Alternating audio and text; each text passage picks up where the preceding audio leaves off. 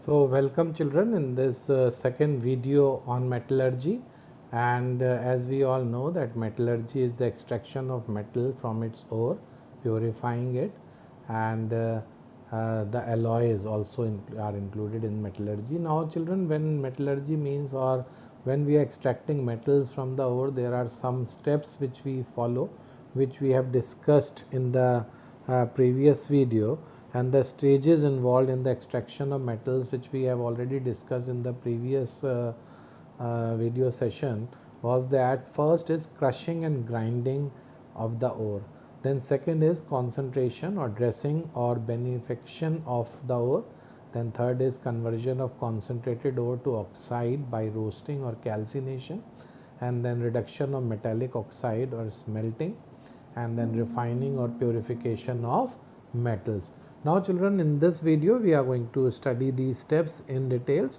Now first is crushing and grinding. So the ores are first of all taken out from the earth crust, and they are crushed into fine powder and in big jaw crushers and ball mills, and this process is called as pulverization. So that means that the ore is crushed into fine powder. Then children, next step is dressing or concentration of the ore. The process of removing gangue or impurities, the rocky impurities like silica oxide present in the air, is called concentration of the ore, and it is also called as ore dressing, and the ore is purified, so it is called as concentrated ore. This is the topic we are studying. Now children, concentration of the crushed ore is done mainly by three methods. Mainly by many methods, but three of them are very important and we must know it. Although children, these methods are not mentioned in the syllabus, since it is a part of metallurgy, so we are going to do it, and in detail we will not do it, but will follow these steps also. First is hydraulic washing, and children, hydraulic washing means concentration of the concentrated ore is done mainly by the following method. First is hydraulic washing, and if we talk about the hydraulic washing, this is the step we are talking. The principle is in the densities of the ore and the gangue in the main criteria. So if the gangue is heavy or denser, then or if the ore is lighter or vice versa, then this principle can be applied. Now children, in this method, this diagram is given over here. This diagram which we are talking, in this diagram children, you can see there is a slopy surface with grooves in between. So the ore is poured on the top of it. So the ore is poured over a sloping, vibrating, corrugated table with grooves, and jet of water is allowed to flow over it. So with the water, this ore flows down, and the lighter gangue particles, they are washed down by the water, or vice versa. If the impurities are lighter, then they will be washed off, and the denser or the heavier particles will settle in these grooves. So the oxide ore of iron and tin are concentrated by this method. So children, the ore is poured over a sloping, vibrating table with grooves, and a jet of water is allowed to flow over it.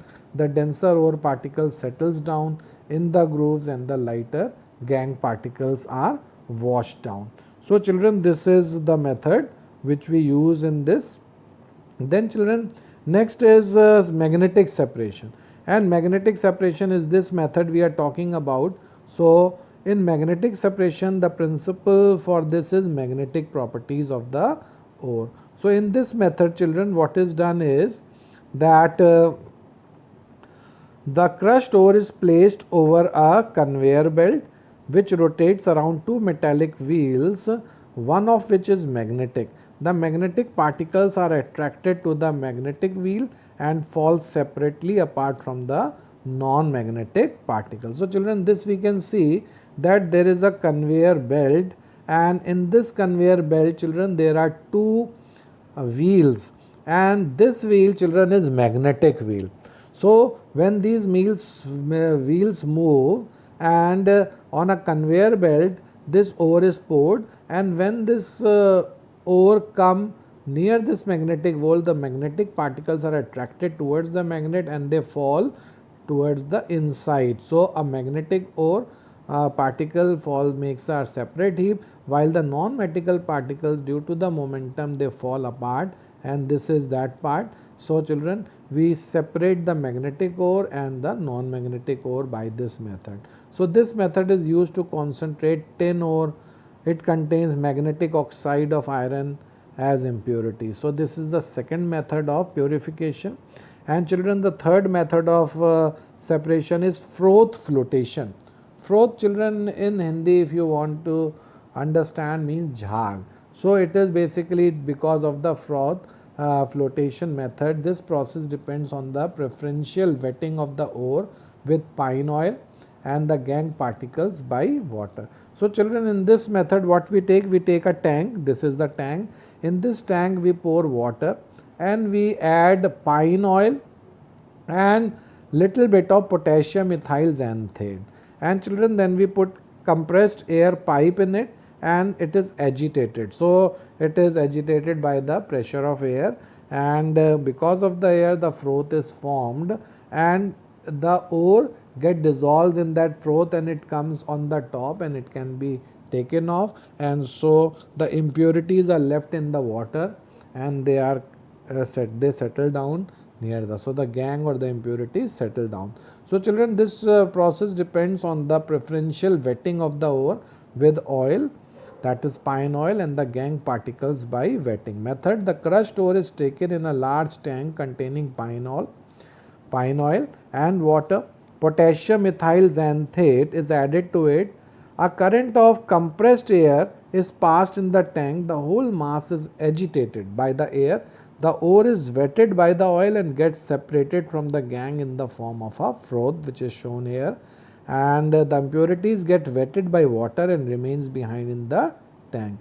Since the ore is lighter, it comes on the surface with the froth and impurities are left behind. And children, sulfide ores like zinc blende, ZNS, galena, PBS are lighter than impurities present. They are concentrated by froth flotation. So mostly children, the sulfide ore is separated by this method. I hope these three methods are clear. The next method, children, is the chemical method or the leaching.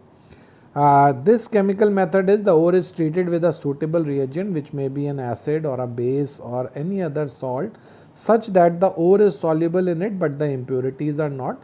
The impurities are removed by filtration. The solution of the ore, that is filtrate, is treated with suitable reagent which precipitates the ore, and we can see it in the extraction of aluminum, and we'll see it in when we'll do the extraction of aluminum, where how we can purify aluminum ore with this method. And the leaching method or this method is used for concentration of metal like silver, gold and aluminum. Now children, once the ore gets concentrated, now this concentrated ore is converted into its oxide. So we'll see how it is converted into its oxide.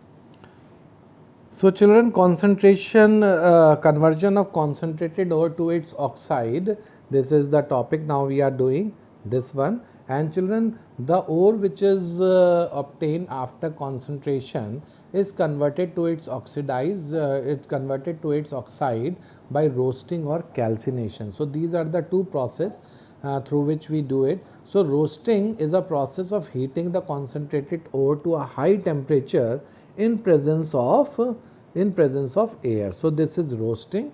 And children, this definition we must know, that roasting is a process where we are converting the oxide, or we are converting the ore into its oxide by heating it in presence of air. So this is, so during roasting moisture is removed, first step. Organic matter is oxidized and removed. So whatever impurities as organic matter is present over there, they are removed, and impurities of sulfur, phosphorus, arsenic are oxidized and removed as volatile impurities. Sulfur is removed as sulfur dioxide, phosphorus is removed as phosphorus pentoxide, and arsenic is removed as its oxide. So metal sulfides are oxidized to metal oxide. So all the metal sulfides, they are oxidized by this method called roasting. Say for example, zinc sulfide plus oxygen is oxidized to zinc oxide and sulfur dioxide. Lead sulfide is oxidized to lead oxide, and iron sulfide is oxidized to iron oxide. And children, after these ore gets converted to oxide, they can be reduced to pure metal. So children, roasting makes the ore porous, and so ore get heated uniformly. So children, this is the process of roasting. If an ore is a carbonate or a hydrated oxide, then it is heated in absence of air to a temperature that is high but insufficient to melt the ore. This process is known as calcination. So children, we can say as calcination. Thus calcination, metal carbonates and metal hydroxides get decomposed to give metal oxide. Moisture, water of hydration and other volatile impurities present in the ore get removed. So children, if you see here in this particular equation, children, the last equation which is here, zinc carbonate, when it is heated in presence in absence of oxygen, it gets oxidized to zinc oxide and carbon dioxide is released. This is calcination. And children, zinc sulfide over here, when it is heated in presence of oxygen at a high temperature, then it gets converted to zinc oxide plus sulfur dioxide. So in both the cases, an ore is converted into air oxide. So this is roasting, the first step, where presence of oxygen is shown, and the other one is calcination, where the ore is heated in absence of oxygen. So children, I hope this roasting and calcination is clear to you. But children, we also must know the difference between roasting and calcination. So roasting, first point is the ore is heated in excess of air, and for calcination, the first point of difference is the ore is heated in absence of air. Then second point, generally sulfide ores are roasted to SO2 or sulfur dioxide is given off. And second point for calcination is carbonate and hydrated ore. Hydrated ore means which contains water of crystallization are calcined, and carbon dioxide or water vapors are given off, and the expression or the chemical equations in both the cases are given. So this is roasting, where presence of oxygen is given, and this is calcination, where the ore is heated in absence of oxygen. And third point is that roasting, volatile impurities are removed as sulfur dioxide, phosphorus pentoxide, arsenic oxide, and ore becomes porous and more reactive. And calcination, third point is moisture and organic impurities are removed and the ore becomes porous and more reactive. So children, first we have concentrated the ore, then the next step was that we converted the ore into its oxide by these two methods called roasting or calcination. Then the next step, children, we have studied is that we reduce these metal oxides to metal. Reduction is we remove oxygen from them. So the roasted metal oxide is reduced by reducing agents. We have many reducing agents like carbon monoxide, hydrogen, aluminum powder. So they all are there. If the ore is not an oxide ore, it is first converted into an oxide ore by roasting or by calcination. And children, reduction can also be explained on the activity series that oxides of highly active metal like potassium, sodium, calcium, magnesium, aluminum, they have strong affinity for oxygen, and so they cannot be reduced by common reducing agents like carbon monoxide and hydrogen. So these metals can only be reduced by electrolytic process. So that it is called as electrolytic reduction. Say for these active metals with halides or oxide, they can only be reduced by electrolytic reduction. And the metals in the middle of the activity series such as iron, zinc, lead, copper, etc. are moderately reactive. So they are usually present as sulfides or carbonates in nature. They are first converted into their oxides, and then children, once they are converted into their oxides, they are then reduced by these common reducing agents like carbon monoxide and hydrogen. Say for example, the metal oxides are then reduced by using suitable reducing agent like carbon reduction. Zinc oxide plus carbon at 1400 degrees centigrade, it is reduced to zinc and carbon monoxide. zinc oxide and coke are heated in retort by producer gas, which is the combination of carbon monoxide and nitrogen to get zinc splitter, which on distillation on electrolytic refining gives pure zinc. So children, this is one method of, so zinc oxide is reduced only by heating with carbon. So zinc oxide is not reduced by hydrogen or carbon monoxide. Then children, we have this part, which is after this, children, we have to leave it this since it is not in the syllabus.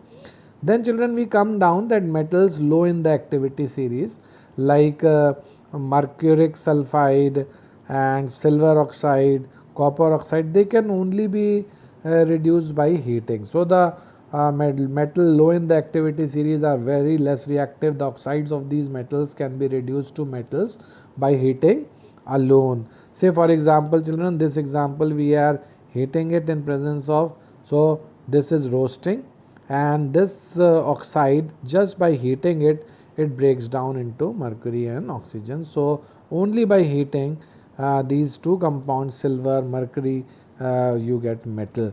So here you don't even need a reducing agent.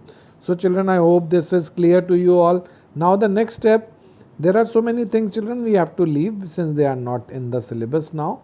Now we come to this point, children, that refining of metal. Once we get this metal, then refining of the metal, it is the separation of the above extracted metal from the residual impurities such as the presence of other materials and non-metal like silicon and phosphorus, unreduced oxides and sulfides of metal.